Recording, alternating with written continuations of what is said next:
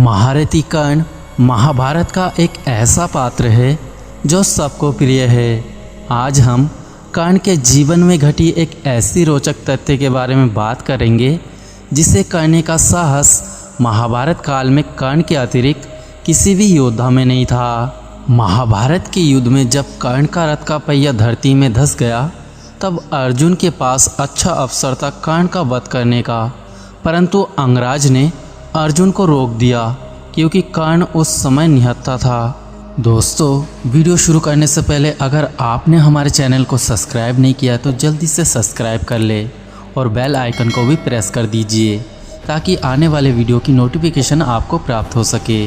उनके पास कोई हथियार नहीं था और वे अपने रथ का पहिया धरती से निकालने में व्यस्त थे।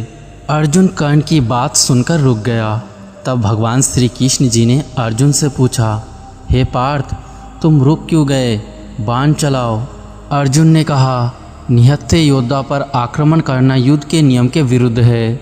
भगवान श्री कृष्ण जी ने अर्जुन को स्मरण कराया, जब अभिमन्यु बिना किसी अस्त्र शस्त्र के अकेला ही युद्ध कर रहा था तब क्या कर्ण के मस्तिष्क में एक बार भी युद्ध के नियमों का विचार आया? साथ ही भगवान श्री कृष्ण जी ने कौरवों द्वारा द्रौपदी का अपमान भी याद कराया। अर्जुन को यह सब याद करके बहुत क्रोध आया और उसने कर्ण पर अंजलि का अस्त्र का प्रयोग कर दिया। यह कर्ण का अंतिम समय था। जब कर्ण अंतिम सांसें गिन रहा था तब भगवान श्री कृष्ण जी एक ब्राह्मण के भेष बदलकर कर्ण के पास आए और उनसे कहने लगे, हे कर्ण, मैंने सुना है कि आप महादानी हैं और दान देने से कभी पीछे नहीं हटते हैं। मैं बहुत ही निर्धन ब्राह्मण हूँ और आपसे दान मांगने आया हूँ।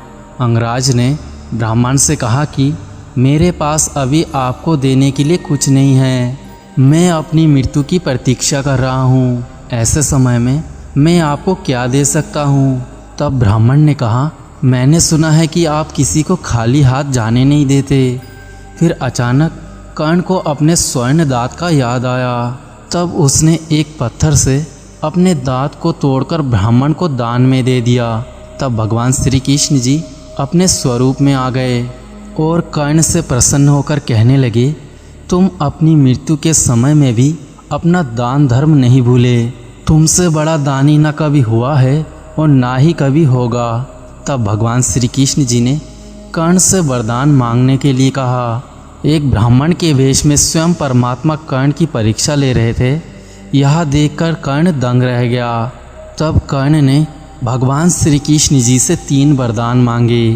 पहला वर था कि अगले जन्म में उनके वर्ग के लोगों के साथ न्याय हो, क्योंकि सूत दंपति ने उनका पालन पोषण किया था, इसलिए उसे निम्न श्रेणी का मानकर बहुत बार छल और उनका अपमान किया गया। और दूसरा वर था कि भगवान अपने अगले जन्म में कर्ण के राज्य में जन्म ले।